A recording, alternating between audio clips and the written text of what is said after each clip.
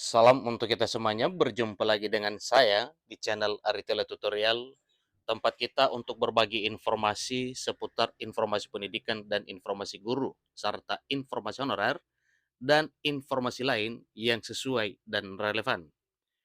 Pada pertemuan ini, saya menyapa seluruh Bapak Ibu honorer senair yang selalu setia melaksanakan tugas tanpa mengenal lelah dalam melaksanakan kegiatan pelayanan publik di instansi pemerintah pusat maupun daerah.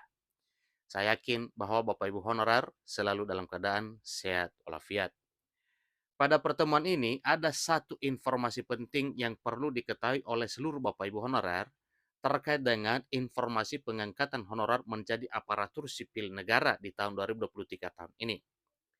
Satu hal yang perlu saya paparkan sebelum kita masuk pada informasi ini, bahwa janji pemerintah, komitmen pemerintah tetap dilaksanakan Bapak Ibu ya, termasuk dalam hal optimalisasi pengisian formasi P3K tenaga teknis yang dulunya diragukan terkait dengan adanya reformulasi.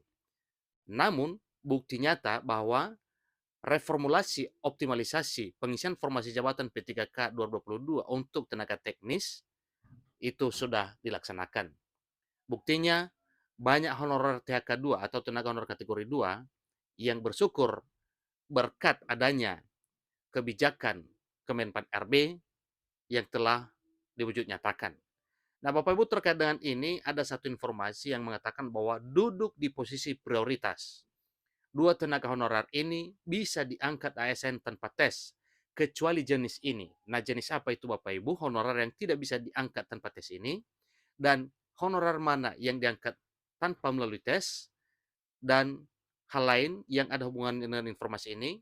Simak informasinya sampai selesai, dan jangan lupa dukung channel ini dengan cara like dan subscribe, share, dan komen, serta nyalakan tombol notifikasinya supaya semua informasi yang disalurkan melalui channel ini selalu update di layar Bapak Ibu.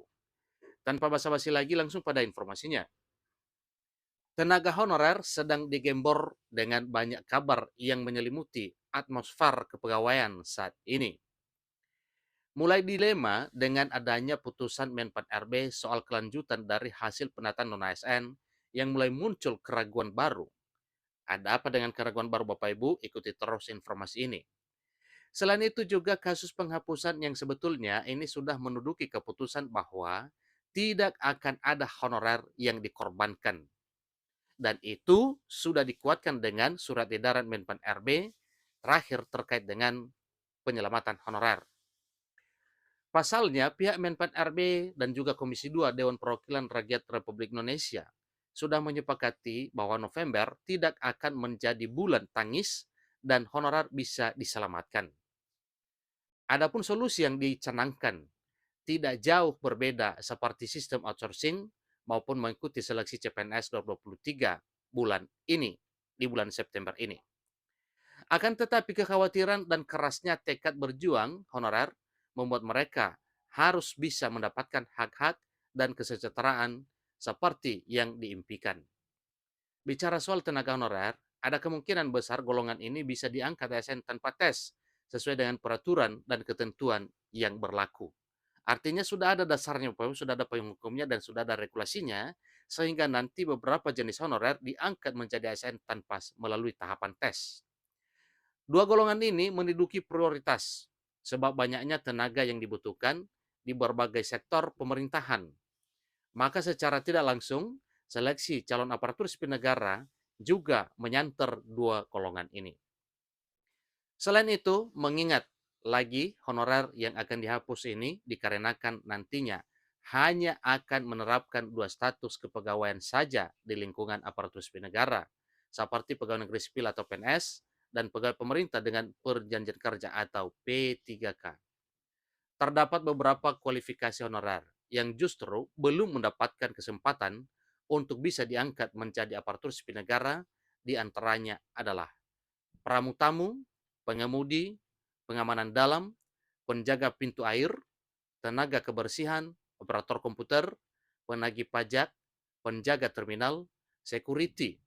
Itulah 9 jenis honorer yang sulit untuk diangkat menjadi ASN karena hal satu dan yang lainnya.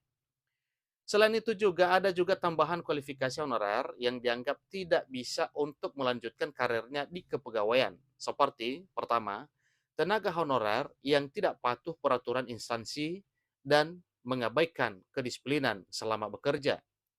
Seterusnya, tenaga honorer yang masuk usia pensiun, bukan karena melanggar, sebab untuk mempercepat pergantian pegawai baru bagi yang lolos kualifikasi. Tiga, tenaga honorer yang tidak masuk selama lebih dari 3 bulan tanpa kejelasan dan mengabaikan aturan yang berlaku. Dengan harapan dihadapkan pada sejumlah honorer di atas, mau tidak mau pihak Badan Kepegawaian Negara atau BKN bersama dengan Menteri Penanggulangan Aparatur Negara dan Reformasi Birokrasi sepakat tidak bisa dilanjutkan. Bahkan golongan 3 honorer di daftar terakhir mendapatkan ancaman akan dihapus dari database segera sebab dianggap merugikan instansi pemerintahan. Adapun dua golongan honorer yang sudah duduk di skala prioritas adalah tenaga honorer yang bergelut di bidang kesehatan, dalam arti tenaga kesehatan, dan juga honorer yang berkonsentrasi di bidang pendidikan. Adanya dua sektor bidang tersebut sangat dibutuhkan kinerja di dunia pemerintahan maupun seleksi calon pegawai negeri sipil maupun calon aparatur sipil negara, terlebih dalam pelayanan masyarakat sehingga bisa masuk skala prioritas. Tenaga kesehatan dan tenaga pendidikan menjadi skala prioritas dan diharapkan pemerintah bisa memberikan kesempatan untuk ditingkatkan status kepegawaiannya, misalnya dengan diangkat menjadi aparatur sipil negara tanpa tes. Jadi itulah informasi mengenai dua kategori honorer yang dianggap duduk sebagai prioritas serta golongan lainnya yang ditolak. Nah, Bapak Ibu, ada dua jenis honorer yang duduk di atas prioritas, yaitu honorer di bidang pendidikan dan honorer di bidang kesehatan, bukan berarti meniadakan yang lain. Honorer yang lain juga menjadi prioritas, tetapi setelah honorer bidang pendidikan dan honorer di bidang kesehatan. Seperti yang telah dipaparkan tadinya pada informasi ini bahwa ada beberapa golongan honorer juga yang tidak bisa atau sulit diangkat menjadi aparatur sipil negara, yang mana jenis honorer tersebut seperti pramu-tamu, para pengemudi, pengamanan dalam, penjaga pintu air, tenaga kebersihan, operator komputer, penagih pajak, penjaga terminal, kemudian security. Selain itu, adalah para honorer yang mengabaikan kedisiplinan, seterusnya honorer yang memasuki batas usia pensiun, dan yang ketiga adalah honorer yang benar-benar tidak jelas atau mengabaikan aturan yang berlaku di instansi pemerintah.